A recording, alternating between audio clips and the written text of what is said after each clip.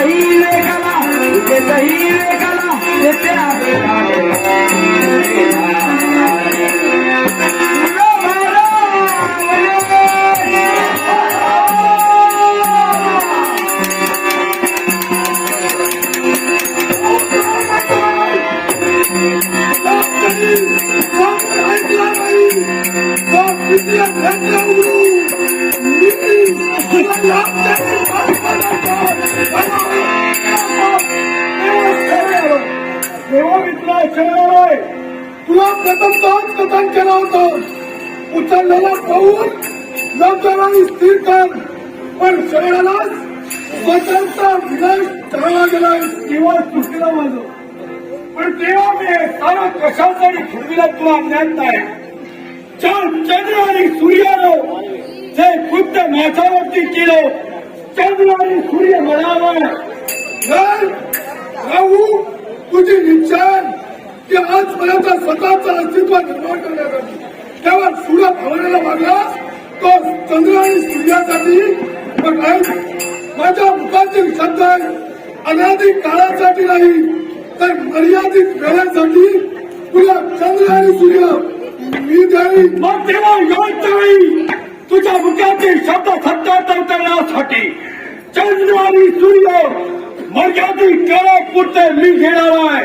आणि ते कोणत्या रूपात आहे तर त्यावेळी हा राहू चंद्राच्या आड जाणार आहे आणि केतू माझा खऱ्या रूपात आहे ते सूर्याच्या आड जाणार आहे. आणि त्याच कालावधीला चंद्र आणि सूर्य ग्रहण म्हटलं जाईल. आणि त्याच कालावधीत ज्यावेळी मी त्याच्या आड जाईल त्या क्षणी सूर्याचं कार्य केवळ खंडित पडल्या कारणानं क्रोध निर्माण होईल. आणि क्रोध निर्माण झाल्यानंतर त्याची तप्त किरण या राहूवर पडतील.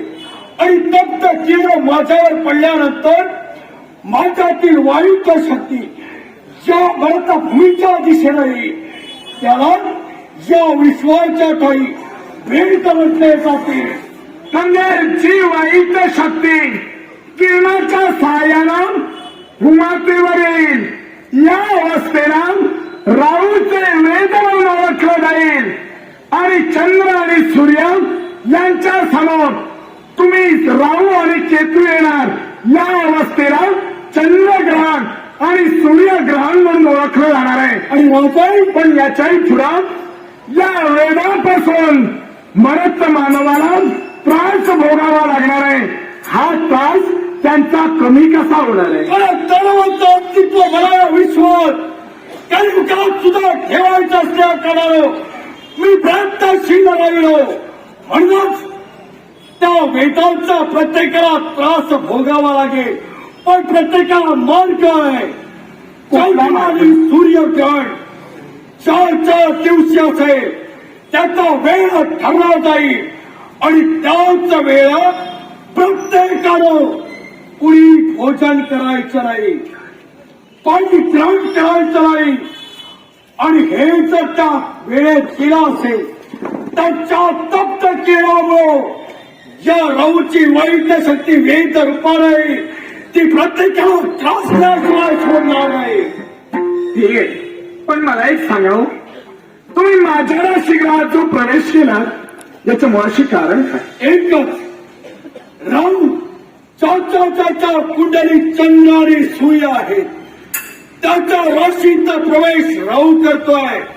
आणि तो कोणता करण असेल, राहूची अंतदशा आणि महादशा या दोन दिशेनं केव्हा प्रवेश करतोय राऊची माळ तसा 18 वर्षाची आणि अंतर असा 2 वर्ष 8 महिने 12 दिवस आणि 12 दिवस राजे तुझ्या देहात मी प्रवेश केला. 12 दिवस तुम्ही आज माझ्या जीवनाची परिस्थिती निर्माण केलात. ही फक्त 12 दिवस